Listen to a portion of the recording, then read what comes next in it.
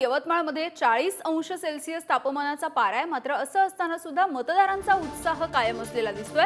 बाबुळगाव तालुक्यामधल्या गिमोना मतदान केंद्रावरती मतदारांनी गर्दी केली आहे। 6 विधानसभा क्षेत्रामध्ये 19 लाख मतदार आहेत।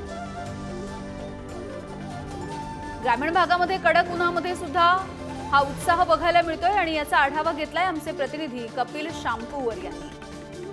वाशिम लोकसभा मतदारसंघासाठी सकाळी 7 वाजतापासून मतदानाला सुरुवात झाली आहे आणि मोठ्या संख्येने गावमीन भागातील लोक मतदान केंद्रावर पोहोचत आहे। सध्या 40° तापमान आहे आणि त्याचा फटकाही काही प्रमाणात काही भागामध्ये दिसतोय।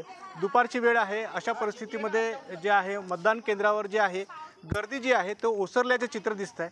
सध्या आपण बाबुळगाव तालुक्यातील गिमोना या मतदान केंद्रावर आहोत।